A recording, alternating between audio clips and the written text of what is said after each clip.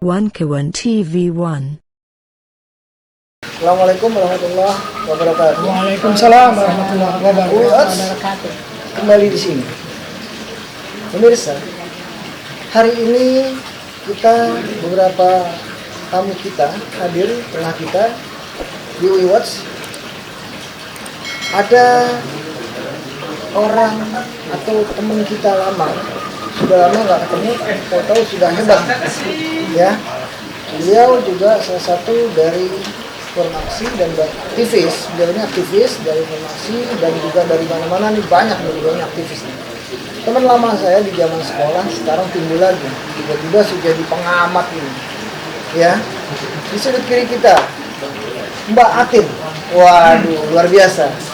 Mbak Atin apa kabar? Senang sekali ketemu kamu. Sehat-sehat ya. Luar biasa, ini udah lama kita ini nggak ketemu ya, 20 tahun ini, luar biasa. Lalu sebelah kiri saya ini ada Bang Hasril Hasan. Tidak asing lagi, Bang Hasril ini juga pengamat ekonomi, kebetulan beliau juga dari Fakultas Ekonomi alumni Universitas Indonesia. Terima kasih Bang atas kehadirannya di sini. Apa kabar? Assalamualaikum warahmatullahi wabarakatuh. Waalaikumsalam. Pemirsa, kita ini mempunyai tema di hari ini membahas beberapa PKI gaya baru, ya, yang mensusupi masuk di semua lini, ya, dari mulai rezim Jokowi sampai sekarang masih ada dari 2014, ya kan? Gayanya beda nih sama PKI komunis yang pada tahun 66, ya Bang ya? Beda ini, different. Nah, hari ini kita akan bahas lini mana yang dimasuk-masuki ini, ya. Ada satu pertanyaan buat Mbak Atin, aktivis nih, orang banyak kenal ya, sering orasi di mana-mana ya Mbak Atin ya. Sering teriak PKI gaya baru. Nah loh, sekarang ketemu saya nih, saya mau tanya nih. Menurut Mbak Atin, PKI gaya baru ini apakah benar masuk ke dalam pertama Kementerian Agama di rezim Jokowi kemarin, ya? Kemarin dana haji yang begitu dipunar kemana-mana, ya kan? Terus juga dibahas waktu proklamasi memperingati hari proklamasi kemerdekaan Republik Indonesia yang 79 diadakan di IKN. Ya. Itu paskibraka nggak boleh ribut, tidak boleh menggunakan hijab. Ya. Nah, menurut pandangan Mbak Atin, apakah itu salah satu sisi yang memasukkan PKI gaya baru? Jelas. Karena apa? Menurut agama Islam, untuk hijab itu adalah wajib. Karena untuk menutup aurat, ya, betul. Nah, dengan dilarangnya paskibra untuk memakai hijab, jelas-jelas itu sudah melanggar norma-norma, terutama norma agama. Tapi alhamdulillahnya ya, setelah diadakan mungkin konsolidasi atau apa, akhirnya diizinkan ya untuk memakai hijab itu, ya seperti itu. Juga saya rasa perdebatan. Ya, biasa seperti itu, perdebatan sengit ya. Susah kalau PKI sudah masuk ke semua lini pemerintahan. Lalu apa lagi yang Mbak Ya, seperti tahu? pendidikan agama di sekolah-sekolah. Dihapuskan. Ya, agama akan dihapus seperti itu. Coba Anda bayangkan, kita yang dulu sudah ada pendidikan agama untuk kehidupan untuk anak-anak sekolah. Berarti ini punya cucu ya? Udah. Sekolah besar ya? Iya. Belajar pendidikan agama di sekolah sekolah? Iya, ada pendidikan agama, cuman dengar-dengar katanya mau dihapuskan. Aduh, kalau dihapuskan gimana kehidupan anak-anak kita nanti? Apa itu namanya jadi PKI gaya baru? Jelas, itu PKI gaya baru, jelas sekali. Saya berharap pemerintahan Prabowo ini bisa merubah dan bisa untuk paling tidak jangan sampai masuk PKI gaya baru di beberapa lini ya di pemerintahannya, seperti itu. Berharap dan sangat berharap sekali terhadap pemerintahan Prabowo seperti itu. Oke, selanjutnya Bang Hasril, bagaimana? Dari kementerian mana yang Abang lihat PKI gaya baru masuk? PKI gaya baru yang sangat menonjol yaitu masuk ke lini Departemen Agama, Departemen Batin, dan Departemen Pendidikan. Departemen Agama dan Departemen Pendidikan dan seperti yang paling nyata dirusak, karena melalui pendidikan lah dan melalui agama lah, apabila kerusakan itu bisa dilakukan, itu lebih memudahkan mereka merusak negara ini secara keseluruhan. Jadi kalau dulu tahun 66 dan sebelumnya PKI itu berontak beberapa kali tetapi selalu gagal, itu pendekatan yang dilakukan adalah pendekatan hard power. Kalau sekarang mereka lebih lihai lagi, mereka menggunakan pendekatan soft power, yaitu melalui pendidikan agama dan masuk melalui pendidikan umum. Anak-anak kurang paham ya Bang. Yang jangankan generasi seperti kita, generasi yang jangankan generasi yang muda, generasi seperti kita aja banyak yang terkecoh. Yang sudah tua banyak yang terkecoh dengan penampilan, katakanlah siapa yang bisa menyangka bahwa kepala BPI, Badan Pembina Ideologi Pancasila itu ternyata seorang kader PKI. Saya sama sekali dulu nggak begitu menyangka bahwa dia seorang kader PKI yang notabene dia berasal atau sekolah itu dari pesantren. Iya. Dari pesantren aja bisa dirubah mindsetnya, Brainwash. cuci otaknya. Hebat PKI itu dalam arti dia merusak moral bangsa ini. Iya. Oke Bang. Satu lagi, ada PKI Gaya Baru, pemirsa, masuk ke institusi, masuk pula ke Kementerian Pendidikan, ya, dan Kebudayaan. Saat itu menterinya juga bukan seorang profesor. Belum pernah sejarah dari zaman Bung Karno sampai SBY.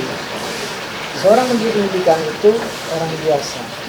Ya, ini pebisnis. Benar. Ya, oke, kita akan terus kumandangkan ini, ya Bang, walaupun sudah selesai, kan pemerintahan ini baru, dan di pemerintahan Kabinet Merah Putih beliau tidak dipakai, ya kan? Nah, beliau mempunyai rekam jejak. Di situ juga ada style atau PKI Gaya Baru masuk disusupi di pemerintahan di Kementerian Pendidikan. Apa Abang tidak tahu? Gimana menurut Abang? Ya memang masuk melalui unit pendidikan karena buku sejarah pun buat dirubah-rubah. Iya, dihapuskan malah. Dihapuskan. Kemudian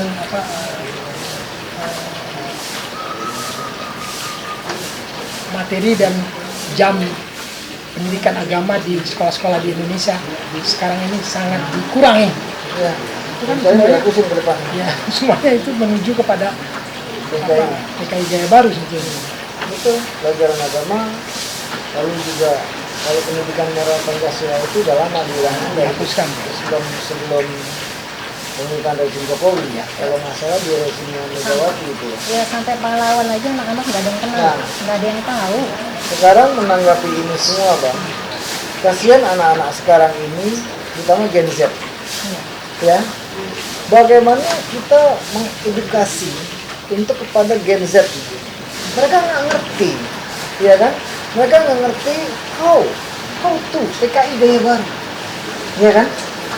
Kan tidak mungkin kita door to door atau bagaimana. Dengan podcast ini mungkin semua pemirsa di pelosok Nusantara ini bisa menonton dan melihat tentang edukasi ini, kita biar mereka tuh sadar dan tahu di kalangan menengah ke bawah kalau ini PKI Gaya Baru ini masuk ke semua lini, dan dari TK sampai SMA banyak sekali di YouTube, saya sampai miris nonton.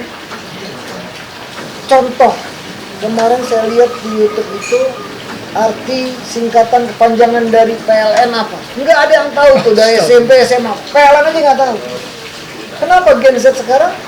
Ya sudah dimasuki, sudah di brainwash dengan main game, ya kan? Inilah itu dan sebagainya. Kalau nggak main game, nangis ngamuk, emaknya beliin pulsa, ya kan? Begitu, paket data dan sebagainya.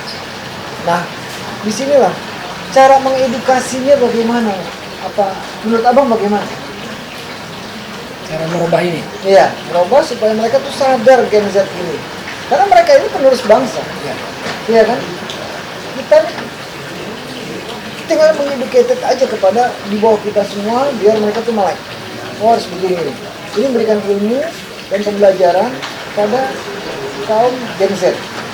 Ya kan, generasi Z inilah yang harus, karena mereka mengganti kita semua nanti. Nah, bagaimana pandangan Abang? Ya kalau merubah sesuatu sudut pandang itu, sudut pandang agama, sudut pandang bernegara itu merupakan suatu long life investment, investment jangka panjang yang memang harus dilakukan oleh pemerintah. Mungkin apa yang bisa dilakukan oleh rezim Prabowo sekarang ini adalah menyetop secara radikal katakanlah buku-buku, bacaan-bacaan dan pengaruh-pengaruh dari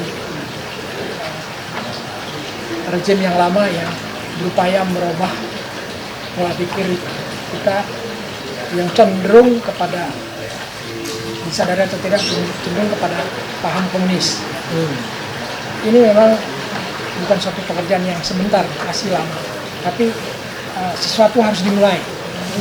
Kalau tidak dimulai sekarang, jangan harap bangsa Indonesia ini. Jadi gitu. Tidak ada kata terlambat untuk memulai suatu perubahan, perbaikan. Oke, terima kasih Bang. Dari Mbak Atin sendiri bagaimana pandangan untuk mengedukasi pembelajaran ke kaum Gen Z ini? Depannya bagaimana? Kalau menurut Kan saya, mewakili sebagai emak-emak juga nih, kan punya cucu ya kan? Pasti cucunya juga kan main game gitu kan? benar memang. Itu kan masukan-masukan juga, Iya. cara-cara PKI gaya baru. Mereka lupa belajar otomatis. Waktu Tapi belajar kan udah bisa. tren juga kan Iya, sekarang iya, ini, betul. tapi kan dimasuki, disusupi di situ. Kalau menurut saya nomor satu itu agama. Nah, pendidikan agama itu nomor satu, harus Kan dan ada harus ya. Jokowi terakhir beberapa bulan lalu mengatakan memberikan kebebasan harus menggunakan alat kontrasepsi. Itulah. Itu kan Iya. ramai itu sekarang di daerah-daerah SMP kelas 1 SD udah bisa Miris. melakukan hubungan Iya, betul. intim Sangat sama miris, pasangannya, tidak menikah, nggak apa, coba orang tuanya nauzubillah min dzalik. Nah ini loh pemirsa, akibat pemasukan semua PKI gaya baru Iya. namanya. Miris, sangat miris ya kehidupan saat ini. Menghancurkan Dihancurkan. negara ini, Menjerumuskan. menjerumuskan anak bangsa ke depannya hancur. Iya. Tinggal dikaplok ya, begitu ya. Oke, bagaimana pandangan Mbak Atin selain itu? Ya, seperti pemberian kontrasepsi ya untuk anak-anak SMA. SMP udah dikasih juga, SMP SMA itu saya sangat miris.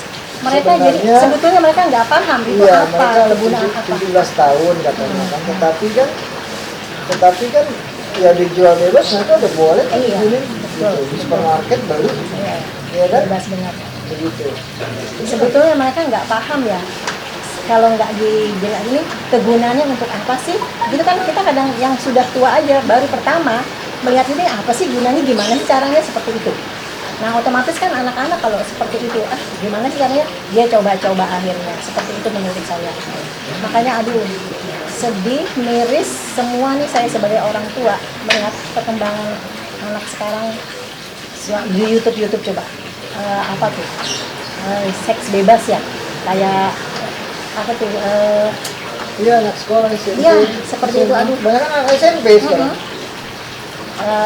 Apa YouTube segala seks apa itu kan bebas sekali, bebas di daerah. nggak di apa ya, nggak dikunci gitu maksudnya. Jadi semua anak kecil aja bisa melihat seperti itu. Betul, SD udah banyak. Makanya. Oke. Jadi nomor satu itu memang benar agama, dan semoga ini Prabowo dengan kejadian mungkin mendengar ya podcast dari kita atau masyarakat Indonesia ini ingin perubahan, benar-benar perubahan di segala lini. Jangan sampai Berharap Pak PKI Prabowo gaya baru turun tangan masuk. langsung Betul, ya. amin. Saya berharap Insya Allah seperti ya. itu sebagai ibu rumah tangga. Tapi Pak Prabowo ini juga hebat kan, patriot kan. Insya Allah, Ini kan insya Allah. boleh dibilang patriot bangsa lah. Kita lihat ini. Berapa kali dicekal akhirnya menang juga ya, insya Allah beliau Membela rakyat ya. macam waktu pertama kali pidato perdananya ingin Memerangi korupsi. lalu juga kemarin saya baca lagi untuk menangkap semua pejabat-pejabat utama di kepolisian yang korupsi, yang korup, wah mulai ketar-ketir nih ke kepolisian kan. Nah berarti kan PKI gaya baru nih PKI ini, PKI ini harus berubah nih, pasti ini kan begitu kan. Nah, Prabowo kan bukan orang bodoh, ya kan? Nah, kita doakan. Tapi pandangan abang bagaimana nih? Cara kira-kira menurut abang, apakah Pak Prabowo ini sanggup mengatasi gerakan-gerakan PKI baru ini? Ya, Pak Prabowo, kalau saya mungkin agak radikal sedikit ya. Kalau asumsinya, kalau si GRR akan dilengsarkan segera, saya melihat kemungkinan itu optimismenya besar sekali untuk dilengsarkan. Nah, jadi alangkah baiknya kalau Pak Prabowo ini melihat lengsernya si wakil ini merupakan peluang baik bagi dia untuk mencoba merangkul Anies dengan menggunakan konsep power sharing. Artinya power sharing, Prabowo sebagai orang yang berpendidikan dan berlatar belakang praktek militer dan hukum, dia akan membawahi masalah-masalah kemiliteran, pertahanan, dan hukum.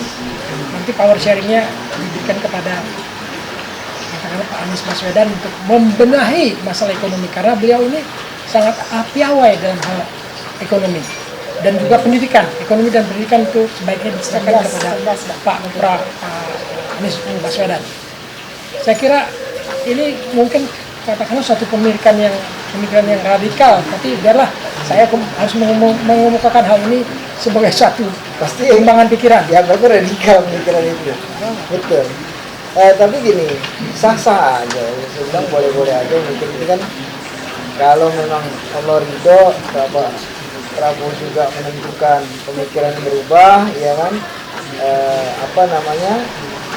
Trends of change, ya kan? Of course, saya yakin di situ kita nggak tahu, karena hanya Allah pandai bisa melak-balikan hati manusia, ya kan?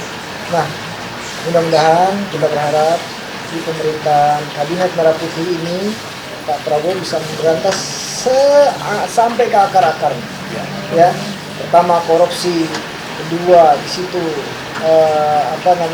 PKI gaya baru, lalu SDM kita semuanya. Nah, insya Allah kita semua berharap, semua rakyat, semua lapisan masyarakat berharap sekarang di pundaknya Bapak Prabowo Subianto. Oke, pemirsa. Nah, yaitu mengenai Anies Rashid Baswedan ini, saya menilai sudah ada keberanian yang luar biasa dari beliau ketika beliau menjadi gubernur. Beliau berani menegakkan hukum dengan cara menggagalkan pulau-pulau yang sudah dibangun tapi menyalahi izin gubernur. Iya. Itu satu hal yang luar biasa. Padahal beliau baru gubernur tapi berani mengatakan itu. Itu kan berlawanan dengan kehendak Megawati dan Jokowi. Iya. Itu betul. Mungkin bisa menjadi catatan pikiran bagi Pak Prabowo. Ini orang berani nih. Iya. Mesti jadi partner saya, mestinya begitu. Iya, harusnya seperti itu, Bang. Betul. Nanti kita akan bicara lebih jauh mengenai kinerja, sistem dan kinerja kita bahas kabinet merah putih. Baik, untuk mungkin dua tiga hari atau minggu depan kita bahas itu. Oke, pemirsa, yang kita tahu pada saat ini semua kondisi pada saat pemerintahan rezim Jokowi ini semua dimasuki unsur-unsur PKI gaya baru. Tidak bisa mengelak, tapi tidak bisa kelihatan. Tidak bisa kelihatan, tapi bisa dirasakan. Ini, pemirsa, saya Vicky Balfas dari UI Watch. Kita ketemu kembali. Oke, terima kasih. Bang Asril, Terima kasih. Mbak Adin, terima kasih. Assalamualaikum.